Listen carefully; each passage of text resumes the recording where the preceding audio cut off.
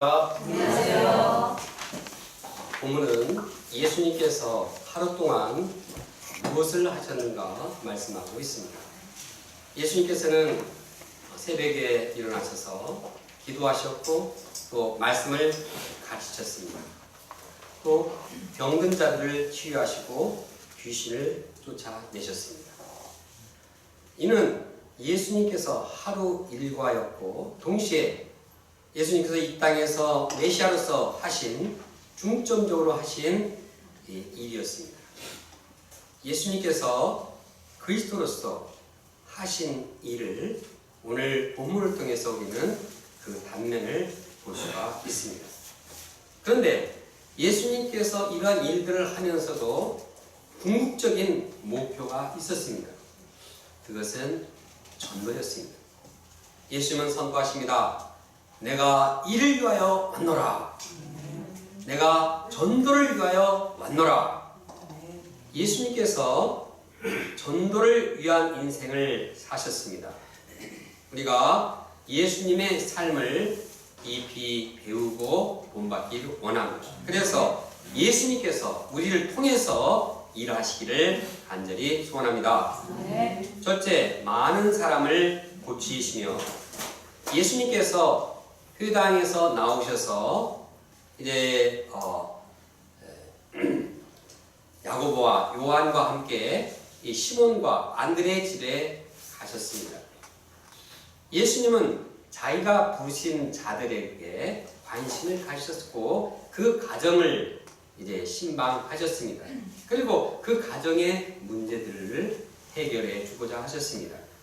거기에 집에 가보니까 시몬의 장모가 열병이 걸렸습니다. 사람들이 이 사정을 예수님께 알려주었습니다. 예수님께서는 그 열병에 걸린 장모의 손을 대시고 그를 치유해 주셨습니다. 그러자 그 열병이 곧 떠나갔습니다. 그리고 그는 온전케 되었습니다. 이 가정의 문제가 예수님으로 인해서 건강의 문제가 해결이 되고 그래서 그 집안이 아주 참 기쁨이 충만하게 되었습니다. 시몬도 예수님을 따르다가 이 집안 문제 때문에 이 장모의 병 때문에 고민을 많이 했는데 예수님께서 치료하시니까 너무나 감사하고 이제 홀가분한 마음으로 가벼운 마음으로 예수님을 따르게 되었습니다. 또 그 장모도 몸이 나아서 이제는 예수님의 동역자가 되었습니다. 예수님을 이제 섬기며 예수님 일행을 이제 잘 먹이고 또 섬겼습니다. 예수님의 치유 역사는 시몬의 장모로만 국한하지 않았습니다. 이제 이 사람들이 예수님을 보러 이제 날이 저물었는데 모든 사람들이 병자 또 귀신 들린 자를 데리고 예수님께 왔습니다. 얼마나 많이 왔는지 온 동네가 집 앞에 모였다고 이렇게 표현하고 있습니다. 그냥 집 앞에 그냥 어디 발 디딜 틈이 없을 정도로 그냥 사람들이 꽉 찼습니다. 수많은 사람들을 예수님께서 치유해 주셨습니다. 거기에는 여러 가지 종류의 병들이 있었습니다. 그러나 예수님은 어떤 종류의 질병이라도 어떤 이제 심각한 병이라도 다 고쳐 주셨습니다. 예수님은 또한 육신의 병뿐만 아니라 정신과 영혼의 병까지도 다 치료해 주셨습니다. 예수님께서 치료할 때, 예수님께서 말씀하실 때 귀신이 쫓겨났습니다. 악령이 쫓겨났습니다. 그 전까지는 악령이 지배하고 귀신이 사람들을 지배했는데 예수님이 오시니까 이제 거기에 성령이 역사하고 예수님의 생명의 역사가 이제 시작되었습니다. 분위기가 반전되기 시작했습니다. 이것이 예수님이 이 땅에 오신 새로운 변화의 역사였습니다. 예수님은 지금도 이러한 치유 역사를 이루십니다. 저를 비롯해서 우리 동역자님들이 이러한 예수님의 치유를 체험했습니다. 저는 과거에 날씨가 쌀쌀해지면 이 편도선염으로 인해서 참 고생을 했습니다. 그러나 그냥 주님 앞에 찬양 열심히 하고 막 아프더라도 참 믿음으로 하니까 어느새 그냥 편도스님이 싹 사라졌습니다. 그래서 이제는 하루 종일 얘기해도 목이 아프지가 않습니다. 또 제 내면에 있는 열등감이나 또 비교식 이런 영적인 이런 병들도 치유되고 여러 가지 내면의 병들이 치유되고 건강하게 되었습니다. 한 친구가 그 대안학교 기독 중고생들을 대상으로 한 대안학교를 한 10여 년 전에 시작했습니다. 근데 그 입학생들은 주로 학교에서 퇴학받은 자들, 또 게임 중독자들, 또 도벽하는 포르노 중독자들 이런 사람들이 대부분이었습니다. 그런데 이들이 이 말씀을 읽고 암송하고 이렇게 하는 가운데 이들이 그 병이 다 치유가 되어버렸습니다. 예수님의 치료의 역사가 실제적으로 나타나게 되었습니다. 그들은 그 변화의 사실을 이제 소감으로 써가지고 간증집을 냈는데 힐링 워드, 이 말씀이 치유해줬다, 그런 책을 2권을 써서 판매하는 것을 봤습니다. 이처럼 예수님은 중고등학생들 또 다 고질적인 그런 중독증들도 치료하시는 분입니다. 예수님은 우리 각 사람의 연약함을 고쳐주기를 원하십니다. 우리 요즘에 많이 이 정신적으로, 영적으로 병든 요소들이 많이 생겨납니다. 예를 들어서 어떤 사람은 그냥 다른 사람의 도움이 없이는 아무것도 하지 못하는 그러한 참 의존병이 심각합니다. 그래서 자기소개서를 자기가 못 쓰고 자기를 소개하는데 남의 도움을 빌어서 이제 소개서를 써야 합니다. 자기 소개서도 못 쓰는 사람이 다른 일을 무엇을 하겠습니까? 이것도 참 일종의 심각한 중풍병입니다. 요즘 또 이 많은 사람들이 그냥 이 분노를 절제하지 못해서 한번 그냥 속에서 하면 막 뒤집어 엎고 그냥 사람을 때리고 막 죽이고 분노 조절 장애들이 있습니다. 그런가 하면은 또 그냥 사람을 보면은 경쟁하고 미워하고 또 그냥 정죄 판단하는 이러한 병들도 있습니다. 예수님께서는 이러한 모든 병든 자가 예수님께 나오기를 원합니다. 그리고 그 병들을 치료하기를 원하십니다. 우리가 우리 안에 있는 곰곰이 생각해보면 우리는 다 인간이기 때문에 완벽한 그냥 연약한 점이 전혀 없는 사람이 없습니다. 내 안에 있는 연약함이 무언가 육적으로, 정신적으로, 영적으로 연약한 점을 주님께 가지고 나가길 원합니다. 그러면 주님께서 그를 치료해 줍니다. 성령으로 우리를 새롭게 하십니다. 물론 우리가 주님께서는 약사나 의사나 간호사를 쓰셔서 또 치유 역사를 이루심을 영접합니다. 하나님은 수많은 병원들, 약국들, 이제 이 태아약국을 통해서 얼마나 많은 환자들을 치유하십니까? 하나님께서 이루시는 이 역사를 우리가 인정하고 이제 육신과 정신과 영적 이런 이 질병에 걸렸을 때 주저하지 말고 병원이나 약국을 찾아가기를 원합니다. 전문가를 통한 치유도 주님의 긍휼, 주님의 지혜로 인한 것입니다. 저도 매일 고혈압약을 먹으면서 하나님께 감사하고 있습니다. 우리가 의료 전문가의 도움을 받으면서 또 그것도 주님의 은혜로 생각하고 주님께 감사하기 원합니다. 예수님께서는 여러 가지 모양으로 우리를 치유해 주신 분입니다. 우리가 치유의 예수님께 감사하는 마음을 가지고 매일매일 주님 앞에 나아가기를 원합니다. 둘째, 내가 전도하러 왔노라. 예수는 해 질 때부터 그냥 사람들을 열심히 병을 고치느라고 육신이 고달팠습니다. 지쳤습니다. 그래서 그 다음날 일어나기가 참 너무 힘들었을 것입니다. 그러나 예수님은 먼 동이 트기 전에 아주 새벽 4명에 일어나서 기도하셨습니다. 하나님과 교제하셨습니다.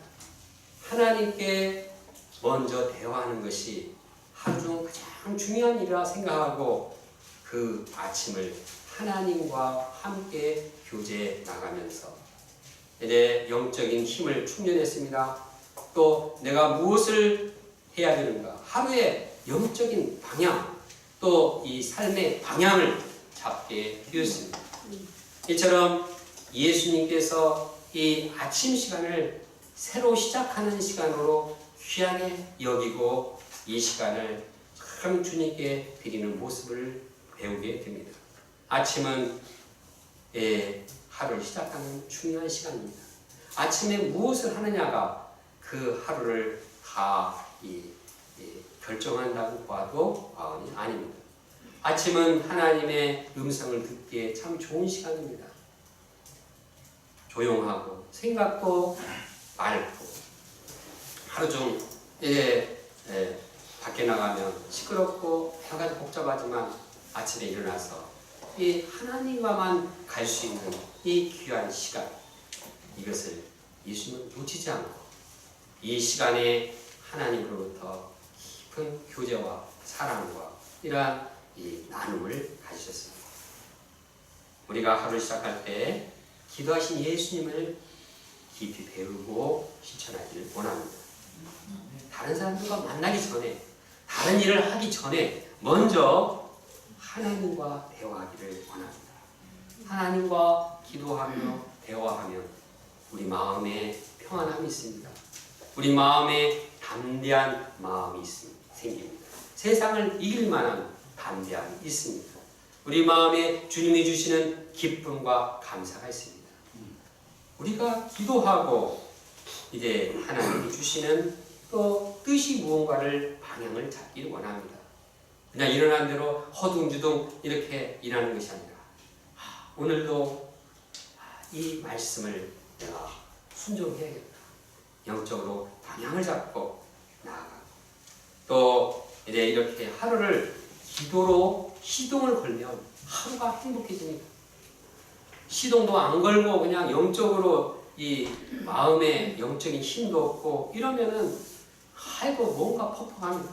그러나 하나님과 친밀한 사랑의 관계를 갖게 되면 그 마음에 평안이 있고 사랑이 있기 때문에 일어나서 가족들과 얘기할 때도 이렇게 사랑이 풍겨나고 하나님의 영이 전달이 됩니다. 또 직장에 가서도 캠퍼스에 가서도 다른 동료들이나 친구들과 아주 원활한 관계를 이룹니다. 하나님과의 관계를 잘 갖게 되면 일도 잘 되고 공부도 잘 되고 또 하나님께서 친히 기도하는 자를 귀하게 여기시고 축복해 주십니다. 그가 하는 모든 일에 함께 하셔서 형통케 하십니다. 그럼 우리가 하루를 시작할 때 반드시 기도 통해서 하나님과 깊은 교제의 시간을 가지고 시작하기를 간절히 원합니다. 네. 예수님께서 기도하실 때 이 시몬과 그와 함께한 자들이 예수님께 나왔습니다. 예수님을 열심히 찾다가 만났습니다. 좀 기도를 하려고 하는데 이들도 그냥 뭔가 지금 마음이 막 급해져가지고 기도하는 예수님께 나왔습니다. 근데 약간 보니까 막 흥분이 되어 있습니다. 예수님께 보고 있습니다. 모든 사람들이 주님을 찾습니다.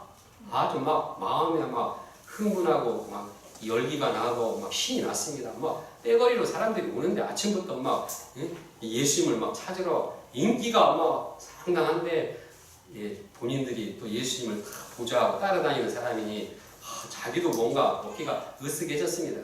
그리고 오늘도 어제보다 더 많은 이 병치 역사, 막 귀신 날뛰는 것도 다 잠재울 것으로 기대했습니다. 그런데 예수님께서는 그들의 기도와는 전혀 다른 방향을 말씀하셨습니다. 38절을 함께 읽겠습니다. 시작. 일시되 우리가 다른 가까운 마을로 가자. 거기서도 전도하리니 내가 이를 위하여 왔노라 하시고, 예수님께서는 찾아온 사람들을 여기다 놓고 다른 마을로 가자고 했습니다. 이 병들려 이제 치료를 받고 간절히 소원하는 사람들을 매정하게 놓고서 다른 마을로 가자. 거기서 전도해야겠다. 나는 전도를 위해서 왔다. 이렇게 말씀하시고, 실제적으로 여러 회당에 돌아다니면서 말씀을 하셨습니다. 왜 예수님께서는 내가 전도를 위하여 왔노라 이렇게 선포했을까요? 많은 일을 하는 데 있어서도 왜 전도를 최우선적으로 삼았을까요? 그 이유가 무엇일까요? 왜냐하면 전도만이 인생들의 근본 인생들과 세상을 구원하기 때문입니다. 고린도전서는 말합니다. 하나님께서는 전도에 미련한 것으로 구원하시기를 기뻐하셨느니라. 무엇으로 구원합니까? 전도에 미련한 것입니다. 로마서에 보면은 이제 너희가 듣지 않으면 어떻게 믿겠고 어떻게 구원을 얻을 수 있겠느냐 말씀하고 있습니다. 말씀을 선포하고 말씀을 영접할 때만이 그 마음의 죄를 해결하고 죄에서 구원을 받습니다.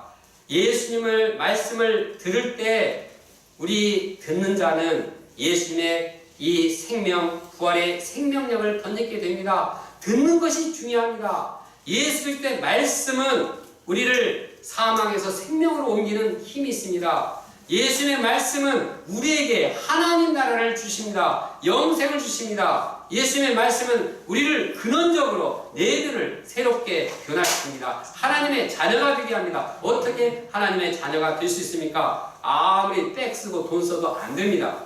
예수님의 말씀을 듣고 영접할 때 그 사람은 하나님의 자녀가 되고 하나님의 영원한 기업을 덧입게 되는 것입니다.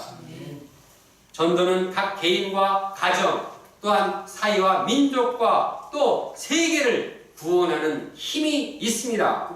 그러기에 예수님은 병 고치러 몰려오는 사람들을 잠시 외면하고서라도 먼저 전도를 하러 왔다고 분명한 방향을 잡았습니다.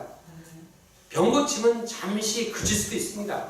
그러나 전도는 그칠 수 없다. 이것이 예수님의 분명한 방향이었습니다. 시대를 따라서 병을 고칠 때도 있고 고치지 않고 매 수백 년 지나간 때도 있습니다. 한 사람도 어떤 사람이 치유의 은사가 있다가 그냥 사라질 때도 있습니다. 그러나 전도는 예수님 이후로부터 그칠 날이 없습니다. 계속 강조하고 계속 해야 하는 그 분명한 방향이 전도인 것입니다. 우리는 그 예수님의 방향에 순종해야겠습니다. 우리도 그 사명의 방향, 우리가 해야 할 일의 방향을 전도로 잡기를 원합니다. 사도 바울의 고백을 보면 그는 전도에다가 목숨을 내걸었습니다. 내가 달려갈 길과 주 예수께 받은 사명 곧 하나님의 은혜의 복음을 전하는 일에 마치려 하면 내 생명조차 조금도 귀한 것으로 여기지 않겠다. 물불을 가지지 않고 내가 목숨을 귀한 것으로 여기지 않고 전도하겠다. 왜 그렇습니까? 사람을 구원하는 일이기 때문입니다. 사람을 구원해서 그를 영원한 생명, 하나님 나라로 인도하기 때문입니다. 우리가 무엇을 위해서 사는지 자문해 보기를 원합니다. 나는 과연 무엇을 위해서 인생을 사는가? 나는 오늘 하루 무엇을 위해서 하루를 시작하고 하루를 보내는가? 그리고 그 대답이 나는 전도를 위해서 살아간다.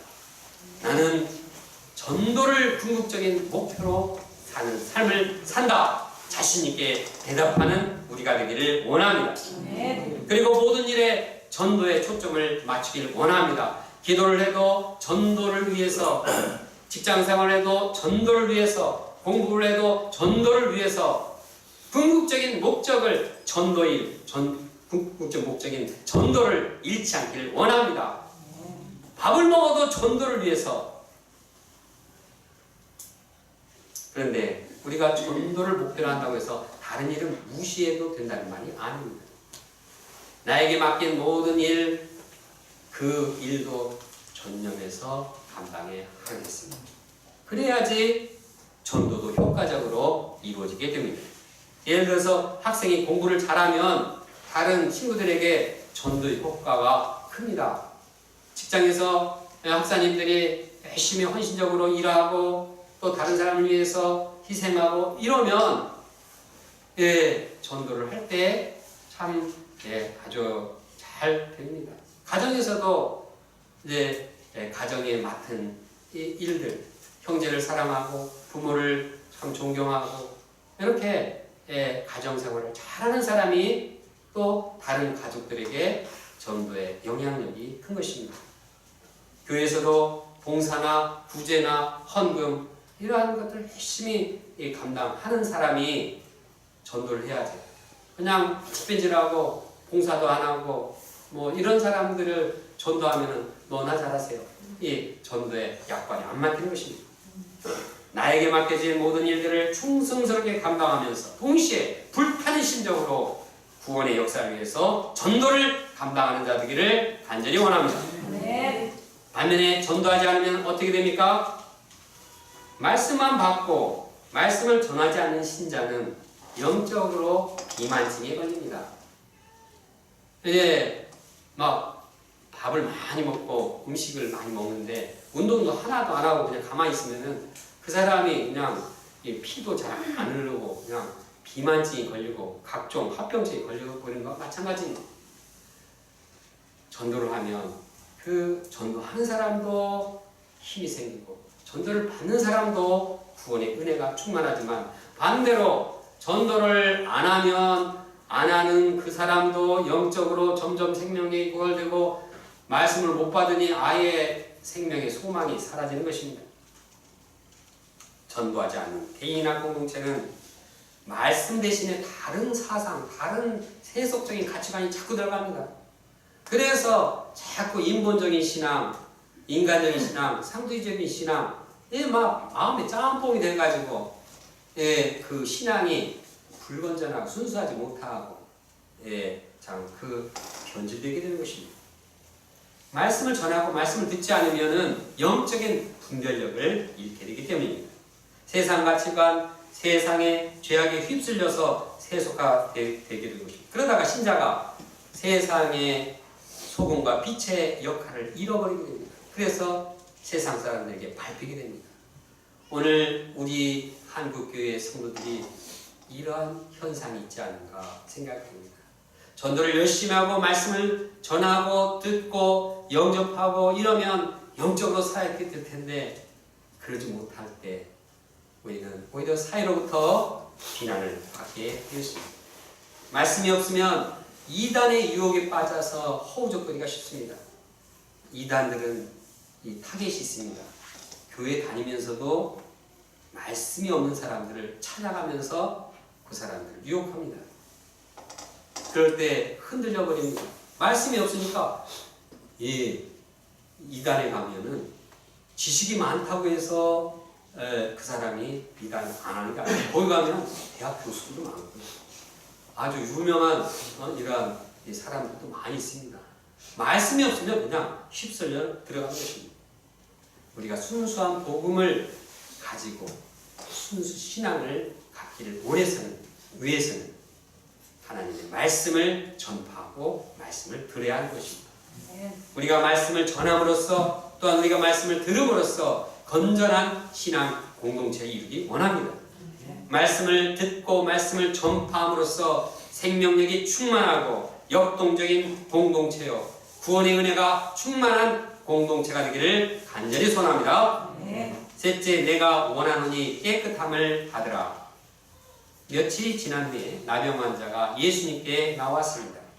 나병은 피부에 반점이 생기고 이 반점이 점점 깊어지고 진해지고 그래서 이제 피부가 벗겨지고 몰골이 흉악스럽게 변하는 아주 끔찍한 병입니다. 나병 환자는 이제 신경이 마비되어가지고 점점 이 감각이 없어집니다. 그래서 뭐 머리도 빠지고 뭐 머리 빠진다고 다 나병은 아니라 또 눈썹도 빠지고 뭐 손가락도 나중에는 막 다 발가락도 다 빠지는데 떨어져 나가는데 반응이 없습니다. 20-30년 가면은 그냥 다 떨어져 나가고 몸뚱아리만 있다가 비참하게 죽는 것이 나병 환자의 비참한 모습입니다. 나병 환자는 그러한 육신의 고통뿐만 아니라 정신적으로도 너무나 외롭고 고독합니다. 사람들이 나병 환자를 이 멀리 떨어져 있기 때문에 사람과 교제를 할 수 없습니다. 그들은 사람이 지나가면 부정하다, 부정하다, 부정하다 외치면서 가까이 오지 못하도록 했습니다. 만약 가까이 갔다면 돌멩이로 맞습니다. 그리고 거기다가 소금을 뿌려가지고 정겹게 하는. 그러니까 가족도 아무리 사랑하는 어머니도 나병 환자를 접근할 수 없습니다. 반대로 말해서 그는 외로워. 너무나 사람의 사랑이 없는.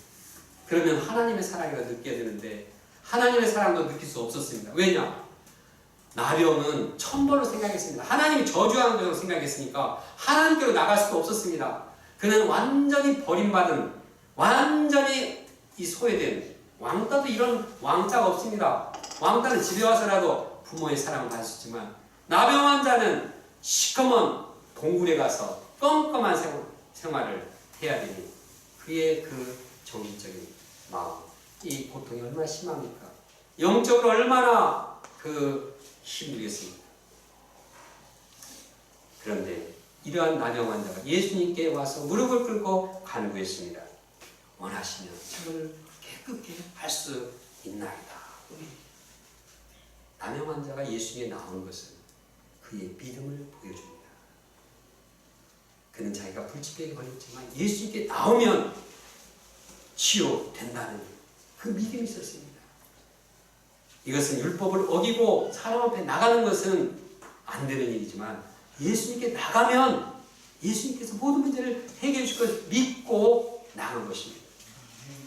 예수님께 나가면 모든 문제가 해결된다. 모든 장애물도 하나님 주님께서 해결해 주신다는 그 믿음. 또 원하시면 이라고 말하는 것도 그의 내면의 겸손함을 보여줍니다. 내가 열심히 기도했습니다. 내가 믿음을 가지고 있으니 당신은 해줘야 마땅합니다. 안 해주면 당신은 그리스도가 아니라고 볼 수도 있겠습니다. 이런 말을 하지 않았습니다. 내가 정말 원하지만 주님께서 선택하십시오. 주님의 주권에 맡기겠습니다. 주님의 결정을 내가 감사히 받아들이겠습니다. 그는 겸손하게 주님을 믿고 주님의 모든 주권을 인정하고 있습니다. 그는 정말 생긴 것은 나병으로 흉했지만 그의 마음의 믿음은 아주 별처럼 보석처럼 아름답게 빛나고 있었습니다. 그러면 예수님께서는 그를 어떻게 고쳐주셨습니까? 41절을 함께 읽겠습니다. 시작. 예수께서 불쌍히 여기사 손을 내밀어 그에게 이르시며 내가 원하노니 깨끗함을 받으라 하시니 예수님은 그를 마음으로부터 불쌍히 여겼습니다. 그냥 깨끗함을 받으라 말하지 않고 먼저 그 마음이 그 고통을, 그의 고통을 자신의 고통, 그의 의로움을 자신의 의로움으로 여겼습니다. 그리고 그의 환부에 손을 대셨습니다. 아직 그의 문둥병 된 이후에, 나병 환자 된 이후에 아무도 자신의 환부에 손을 대는 사람이 없어서 손은 대기는커녕 100m 이상 떨어져서 지내야 했습니다. 그런데 예수님께서는 아무도 터치하는 그 환부에 손을 대셨습니다. 감동이었습니다. 사랑이 그 심령을 참 녹였습니다. 그는 고침 받기 전부터 마음이 새로워졌습니다. 사랑으로 변화되었습니다. 예수님께서는 내가 원하노니 깨끗함을 받으라 말씀하셨습니다. 말씀하시자 곧 깨끗하게 되었습니다. 아니면 살이 뽀송뽀송 이렇게 예수님의 능력이 드러났습니다. 예수님께서 그리스도심이 드러난 것입니다. 그런데 나병은 우리의 그 마음에 있는 죄와 그 특징이 여러 점에서 같습니다. 죄도 나병처럼 많이 이렇게 짓다 보면은 처음에는 아프지만 마음의 자극이지만 죄 한 달 치다 보면 무감각해집니다. 죄가 죄인지도 모릅니다. 죄는 아주 나병처럼 사람을 아주 더럽게 하고 추잡하게 합니다. 다 육신적으로 나병은 사람을 정말 파괴하지만 죄는 인격을 파괴합니다. 그래서 하나님의 형상을 잃어버립니다. 죄는 또 나병처럼 사람들과 하나님과 관계성을 단절하게 합니다. 그래서 외롭고 고독합니다. 또한 죄는 당시에 나병처럼 불치병입니다. 결국은 죽게 합니다. 죄 역시 치할 수 없고 결국 사람을 죽게 합니다. 그러나 예수님께서는 이 나병 환자 같은 우리 죄인들 위해서 이 땅에 오셨습니다. 예수님은 선포하셨습니다. 내가 죄인을 부르러 왔노라. 예수님은 우리 죄인을 위해서 십자가에 피 흘려 돌아가셨습니다. 예수님은 죄인들을 불쌍히 여기십니다. 예수님은 죄인들을 마음으로부터 이해하시고 긍휼을 베푸십니다. 그러므로 예수님 앞에 나가면 예수님은 우리를 사랑의 손길로 치유해 주십니다. 우리를 마음으로부터 긍휼히 여기시고 상처와 고통을 어루만져 주십니다. 그리고 더러운 죄에서 깨끗하게 하십니다. 요한일서는 말씀하고 있습니다. 만일 우리가 우리 죄를 자백하면 그는 미쁘시고 의로우사 우리 죄를 사하시며 우리를 모든 불의에서 깨끗하게 하실 것이요. 우리가 예수님께 나아가 예수를 영접함으로 깨끗한 인생, 내면에서부터 거룩한 인생을 살기를 원합니다. 본문을 정리합니다. 예수님은 새벽 밝기 전에 기도하셨습니다. 하나님과 교제 시간을 가지셨습니다. 그의 예수님은 말씀을 전하시고 병든 자, 귀신 들린 자들을 고치셨습니다. 이는 예수님께서 메시아로서 이 땅에서 하시는 중점적인 일이었습니다. 그 중에서도 예수님의 궁극적인 목표는 전도하는 일이었습니다. 예수님은 전도를 위해서 이 땅에 왔다고 선언하고 있습니다. 우리가 예수님을 본받아서 전도를 위한 삶을 살기를 원합니다. 우리가 고맙게 다른 무엇보다도 전도의 열정을 가지고 캠퍼스에 나가고 또한 가정에서도 또한 직장에서도 전도하는 고맙기가 되기를 간절히 원합니다. 그래서 우리 가운데 구원의 역사가 충만하기를 원합니다. 다 같이 38절 말씀 읽겠습니다. 시작. 이 시대에 우리가 다른 가까운 마을들로 가자. 거기서 전도하리니 내가 이를 위하여 왔노라 하시고 기도하겠습니다.